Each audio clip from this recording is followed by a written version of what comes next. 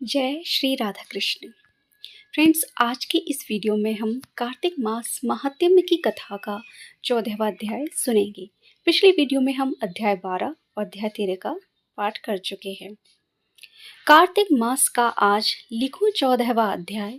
श्री हरि कृपा करे, श्रद्धा प्रेम बढ़ाए। हे राजन, जलंधर को धर्मपूर्वक राज्य करते देखकर देवता क्षुब्ध हो गए।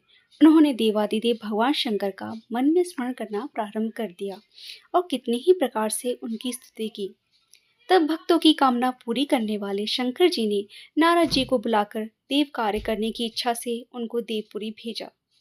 नारद जी भगवान शंकर की आज्ञा से देवपुरी में गए। इंद्र आदि सभी देवता उठकर श्री नारद जी की स्तुति करने लगे।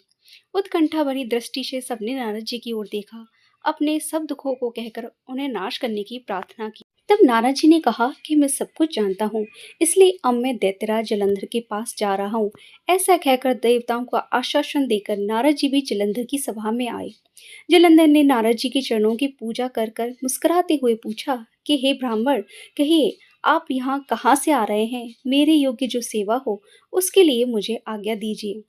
नारद जी बोले, हे दानवराज जलंधर, आप धन्य हो, क्योंकि इस समय सब रत्नों के भोक्ता आप ही हो। हे दैत्य श्रेष्ठ, अब आप मेरे आगमन का कारण सुनिए। हे दैत्यराज, मैं स्वेच्छा से कैलाश पर्वत पर गया था, जहाँ 10,000 योजनों में फैला कल्प वृक्ष का वन है। वहां पर मैंने सैकड़ों कामधेनुओं को घूमते हुए देखा तथा यह भी देखा कि वह चिंतामणि से प्रकाशित परम दिव्य अद्भुत और सब स्वर्णमय है। मैंने वहां पार्वती के साथ शंकर जी को भी देखा, जो सर्वांग सुंदर गौर वर्ण त्रिनेत्र और मस्तक पर चंद्रमा धारण किए हुए हैं। यह देखकर मुझे बड़ा आश्चर्य हुआ कि इनके समान श्रमतिशाली त्रिलोक में कोई है या नहीं। हे दैतेंद्र, उसी समय मुझे आपकी भी श्रमति का स्मरण हो गया और उसे देखने की इच्छा से आपके पास आया हूँ। यह सुनकर जलंधर को बड़ा हर्ष हुआ। उसने नारद जी को अपनी सब श्रमति दिखा दी। उसे देखकर देवताओं का कार्य करने के इच्छुक शिव प्रेरित नारद ने जलंधर की बड़ी प्रशंसा की और कहा, निश्चय ही आप त्रिलोकपति होने के योग्य थे। आपके लिए ऐसा होना कोई विचित्र बात नहीं है। मैं देखता हूँ कि आपके पास सब कुछ है, किसी बात की कोई कमी नहीं है। ऐरावत हाथी, उच्च श्रवा घोड़ा, कल्प वृक्ष और कुबेर निधि भी आप ही के पास है। मणियों और रत्नों का ढेर भी आपके पास लगे हुए हैं। ब्रह्मा जी का हंसयुक्त विमान भी आपके पास है और भूलोक, पाताल और पृथ्वी पर जितने भी रत्न आदि हैं वह सब आपके ही तो हैं। मैं आपके इस प्रकार के रत्न ऐश्वर्य को देखकर बड़ा प्रसन्न हूँ, परंतु आपके पास कोई स्त्री रत्न नहीं है, इसलिए आपका यह सब कुछ फीका है। आप कोई स्त्री रत्न ग्रहण करो। नारद जी के इस प्रकार के वचन सुनकर दैत्य काम से व्याकुल हो गया। उसने नारद जी से पूछा, ऐसी स्त्री कहाँ मिलेगी जो सब रत्नों में श्रेष्ठ हो? यदि ऐसा रत्न कहीं मिले तो मैं उसे अवश्य लाऊंगा। देव ऋषि नारद बोले, ऐसा रत्न तो कैलाश पर्वत पर योगी पुरुष शंकर के पास ही है।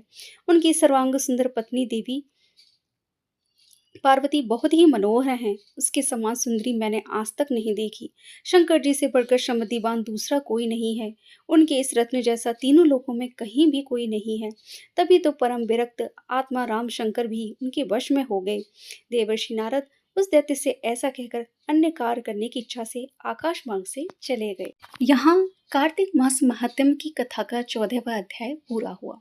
अगली वीडियो में हम कार्तिक मास महात्म्य के 15वें अध्याय का पाठ करेंगे। तब तक के लिए नाम जप करते रहिए और इस कार्तिक के महीने का अधिक से अधिक लाभ उठाइए।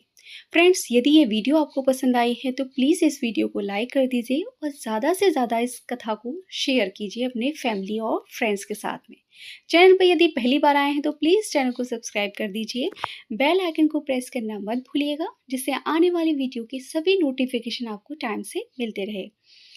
फ्रेंड्स, आप सबने इस वीडियो को पूरा देखा, उसके लिए आप सभी का बहुत बहुत धन्यवाद। जय श्री कृष्णा फ्रेंड्स।